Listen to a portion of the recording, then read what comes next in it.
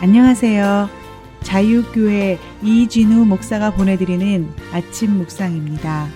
오늘도 예수 그리스도의 향기를 내는 복된 하루가 되시길 바랍니다. 2월 27일 월요일 아침 묵상입니다. 오늘은 예수님이 가르쳐 주신 기도라는 제목으로 마태복음 6장 9절 전반부의 말씀 묵상합니다. 그러므로 너희는 이렇게 기도하라. 사순절 5번째 날이며 새로운 일상을 시작하는 월요일입니다. 오늘도 복된 하루 보내시길 바라며 월요일 아침 묵상 시작합니다. 오늘부터 묵상하는 마태복음 6장 9절부터 13절까지의 말씀은 예수님께서 제자들에게 이렇게 기도하라고 가르쳐 주신 말씀입니다. 교회는 예수님께서 직접 가르쳐 주신 기도라고 해서 이것을 주기도문이라고 합니다. 예수님께서 가르쳐 주신 주기도문을 통해 우리는 기독교 신앙의 기도란 무엇인지를 제대로 배울 수 있을 것입니다. 앞으로 계속될 주기도문 묵상을 통해 기도에 대한 새로운 영적 도전과 깨달음이 있기를 바랍니다. 기도는 신앙생활에 있어서 가장 중요한 영성이자 영적 훈련이라 해도 조금도 지나치지 않을 것입니다. 그럼 도대체 왜 기도를 신앙생활에 있어 가장 중요한 영성이며 영적 훈련이라고 하는 것일까요? 신앙이란 창조주 되신 하나님을 나의 주님으로 믿어 하나님의 뜻을 깨달아 하나님의 인도하심에 순종하며 하나님의 가르침을 따라 사는 것입니다. 기도는 하나님에 대한 이러한 믿음을 가능하게 하는 가장 중요한 영성이며 영적 훈련입니다.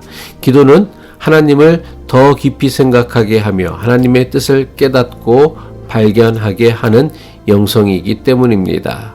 그래서 사도 바울은 데살로니가 교회에 보내는 편지에서 쉬지 말고 기도하라고 했습니다. 데살로니가전서 5장 17절의 말씀이죠.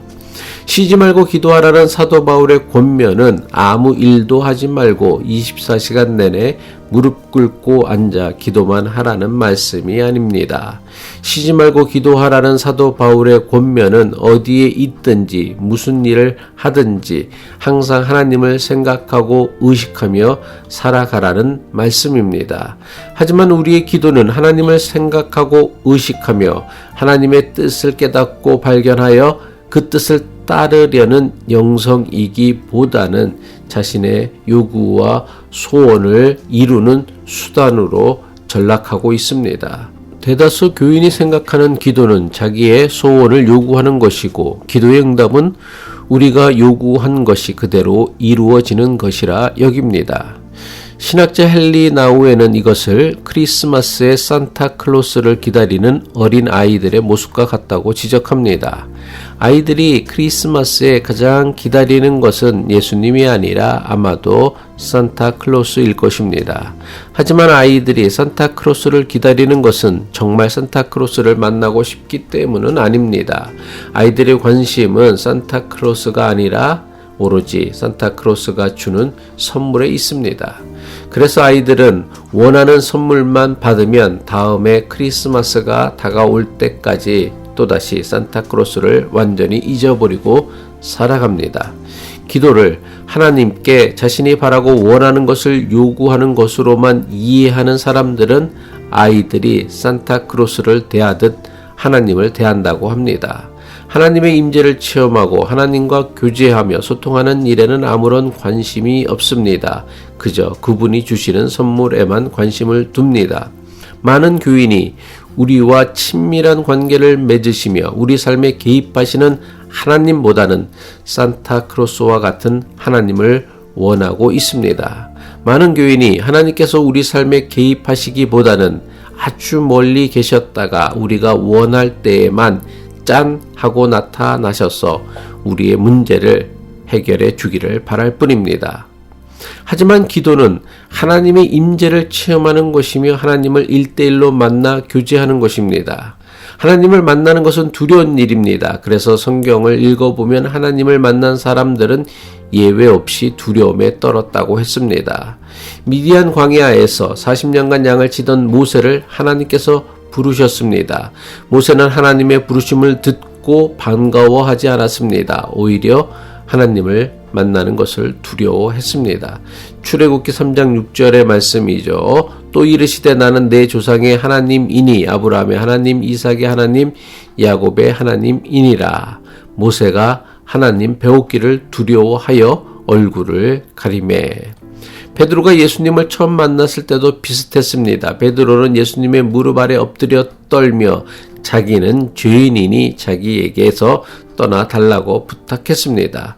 누가복음 5장 8절이죠. 시몬 베드로가 이를 보고 예수의 무릎 아래에 엎드려 이르되 주여 나를 떠나소서 나는 죄인이로소이다. 모세나 베드로 그리고 오늘날 교인들은 왜 하나님을 만나는 것을 두려워할까요? 하나님과의 만남은 반드시 우리에게 변화를 요구합니다. 하나님을 만났을 때 우리가 틀렸음을 깨닫기 때문입니다.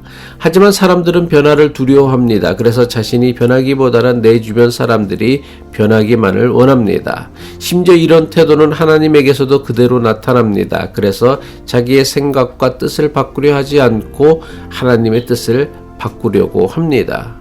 기독교 신앙의 기도에 대해 우리가 분명히 알아야 할 것은 기도는 하나님을 변화시키는 영성이나 능력이 아니라는 것입니다. 예수님께서 가르쳐 주신 기독교 신앙의 기도는 철저하게 자기 자신을 변화시키는 영성이며 능력입니다. 기도하겠습니다. 기도할 때에 우리에게 임재하여 주시는 하나님의 임재를 체험할 때마다 우리가 틀렸음을, 우리가 잘못 가고 있음을 발견하고 깨닫게 하옵소서. 기도로 우리 인생의 궤도를 수정하는 은혜가 우리에게 있게 하옵소서. 그래서 한 번뿐인 우리의 인생을 후회 없이 정말 복되게 사는 인생 되게 하옵소서. 예수 그리스도의 이름으로 기도합니다.